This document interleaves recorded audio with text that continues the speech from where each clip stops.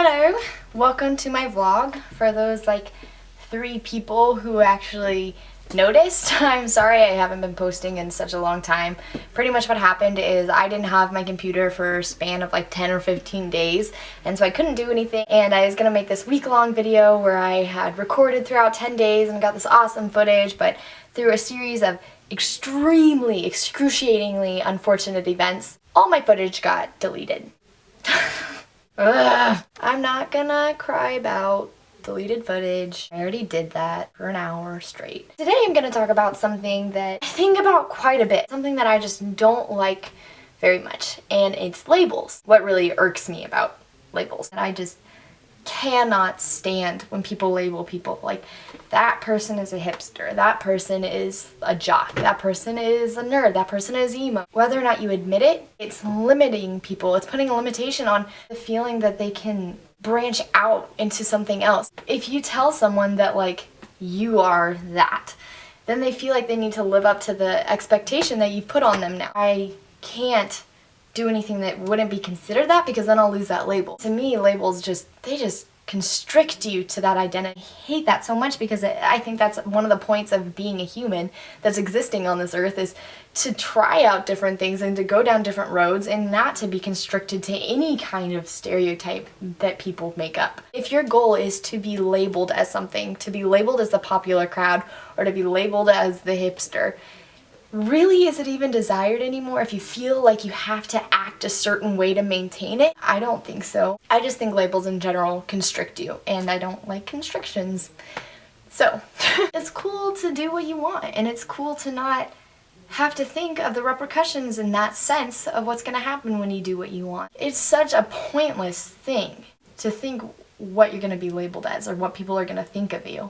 No longer are you doing things for your own happiness or to benefit others, but more so you're doing it to see what you'll be labeled as. Maybe this is just me or an observation that I've made, but I don't know. And this is one that I'm very guilty of. One that I've had a recent epiphany about. The kind of people that I subconsciously, automatically label as voids. What do you mean by a void, Brie? A void to me are what I call the people that are there, but don't need to be. If you're having a conversation with them and you remove all the dialogue that they contributed, you would still have the bulk of the conversation. This was something that was extremely ironic that happened, and it was a lesson that I had to learn. My brother is super into astronomy and is extremely smart, and I love him to death. And he was talking to me about this thing that the Hubble telescope had picked up years back. They had found this void in space. Side note, this was before I labeled people as voids. So there's this void up in space, and they just assume that there's nothing there. But once they get the Hubble telescope that can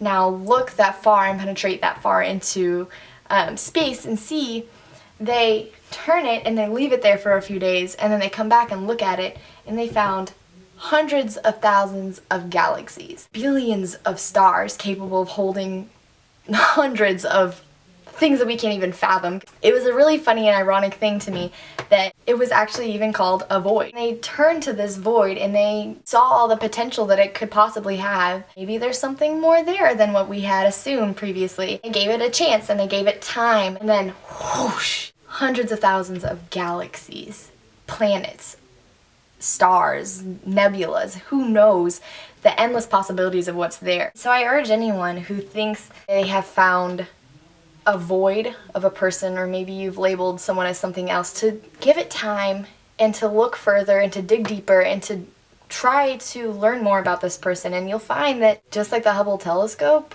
there is so much more there if you just allow yourself to see it. So don't put people in that box of what label they'll have to maintain. Don't put yourself in the box of being that narrow-minded or that closed-minded, that you're not willing to see the capabilities and possibilities that these people have, the hundreds of thousands of galaxies that are there. You don't need to live in boxes. I mean, we already kind of do because we live in houses, but we don't need to live in boxes. Give the boy a chance.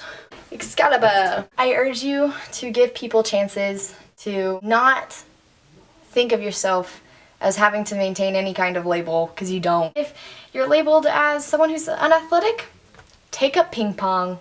It's great. Take up Quidditch. It's non-existent. Or is it? Let's break those boxes of mean stuff and give everyone a chance to experience what they want to be instead of being put into a box of what they're expected to be. I'm done. You guys have an amazing, eventful rest of your week, month, whatever. I don't know when I'm gonna see you next, so I'll see you when I see ya. Thanks for tuning in.